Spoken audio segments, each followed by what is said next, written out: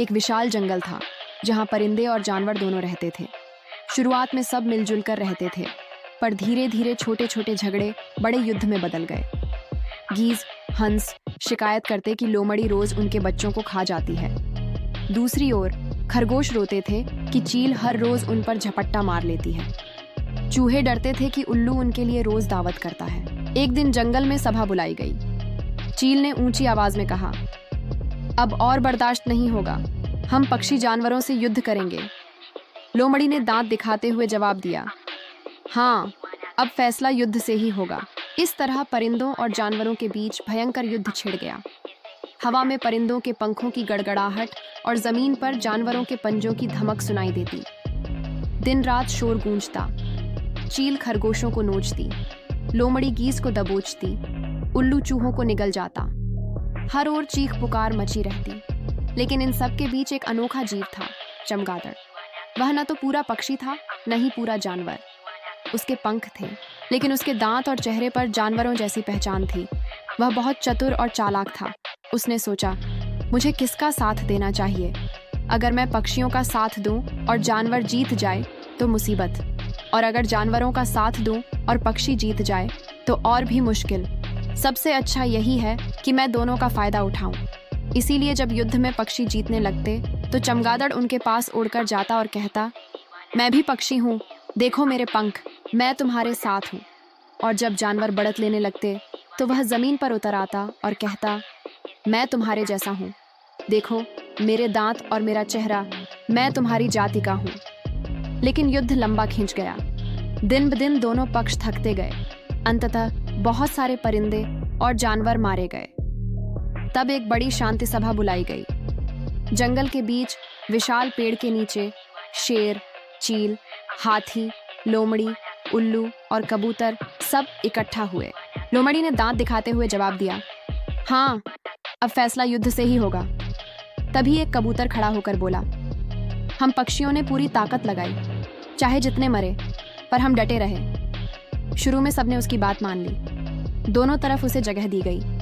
पक्षी सोचते, ये तो हमारे जैसा उड़ता है। जानवर सोचते, ये हमारे जैसा दिखता है। एक दिन जंगल में सभा बुलाई गई। चील ने ऊंची आवाज में कहा, अब और बर्दाश्त नहीं होगा, हम पक्षी जानवरों से युद्ध करेंगे। इस तरह परिंदों और जानवरों के बीच भयंकर युद्ध छिड़ गया। हवा में परिंदों के पंखों की गड़गड़ाहट और जमीन पर जानवरों के पंजों की धमक सुनाई देती। दिन रात शोर गूंजता। चील खरगोशों को नोचती, लोमड़ी गीज को दबोचती, उल्लू चूहों को निगल जाता। हर ओर चीख पुकार मची रहती। एक विशाल जंगल था जहां परिंदे और जानवर दोनों रहते थे। शुरुआत में सब मिलजुल कर रहते थे, पर धीरे धीरे छोटे छोटे झगड़े बड़े युद्ध में बदल गए। गीज, हंस शिकायत करते कि लोमड़ी रोज उनके बच्चों को खा जाती है। दूसरी ओर खरगोश रोते थे कि चील हर रोज उन पर झपट्टा मार लेती है। चूहे डरते थे कि उल्लू उनके लिए रोज दावत करता है। शेर ने गहरी आवाज में कहा, अब और खून खराबा नहीं, हमें शांति चाहिए। लेकिन पहले हमें यह तय करना होगा कि किसने ईमानदारी दिखाई और किसने चालबाजी।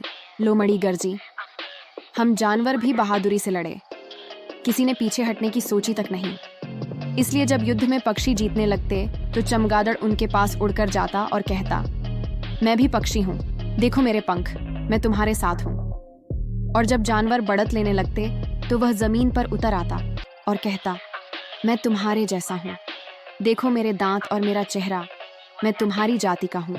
शुरू में सबने उसकी बात मान ली। दोनों तरफ उसे जगह दी गई। पक्षी सोचते, यह तो हमारे जैसा उड़ता है। जानवर सोचते, यह हमारे जैसा दिखता है। लेकिन युद्ध लंबा खींच गया। दिन ब दिन दोनों पक्ष थकते गए। अंततः बहुत सारे परिंदे और जानवर मारे गए। तब एक बड़ी शांति सभा बुलाई गई। जंगल के बीच विशाल पेड़ के नीचे शेर, चील, हाथी, लोमड़ी, उल्लू और कबूतर सब इकट्ठा हुए। शेर ने गहरी आवाज में कहा, अब और खून खराबा नहीं, हमें शांति चाहिए। लेकिन पहले हमें यह तय करना होगा कि किसने ईमानदारी दिखाई और किसने चालबाजी। तभी एक कबूतर खड़ा होकर बोला, हम पक्षियों ने पूरी ताकत लगाई, चाहे जितने मरे, पर हम डटे रहे। लोमड़ी गर्जी, हम जानवर भी बहादुरी से लड़े, किसी ने पीछे हटने की सोची तक नहीं।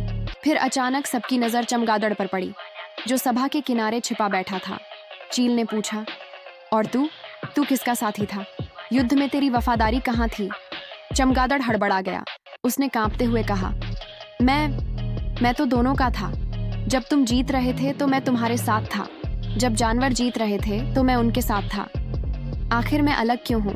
मैं तो बस बुद्धिमानी कर रहा था। शेर गुस्से से गरजा, बुद्धिमानी नहीं, ये विश्वासघात है। तूने किसी का साथ ईमानदारी से नहीं दिया।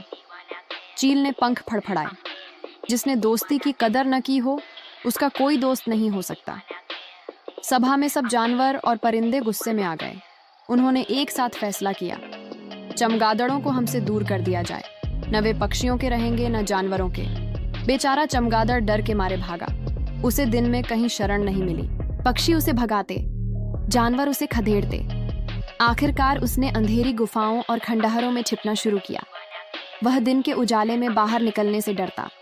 केवल रात को जब सब सो जाते, तब वह उड़ता और खाना खोजता। और तभी से आज तक चमगादड़ अंधेरे में उड़ता है। वह दिन की रोशनी से दूर रहता है, क्योंकि पक्षी और जानवर दोनों उसे धोखेबाज मानते हैं। जंगल के बच्चे यह कहानी सुनते और सीखते कि चालाकी से दोस्ती नहीं मिलती।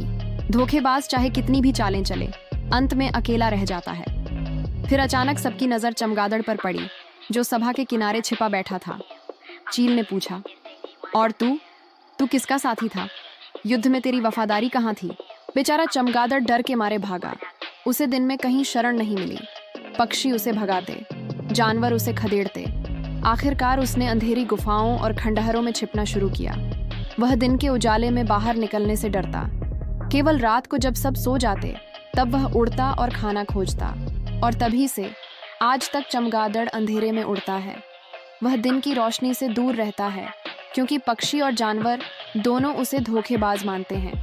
जंगल के बच्चे यह कहानी सुनते और सीखते कि चालाकी से दोस्ती नहीं मिलती।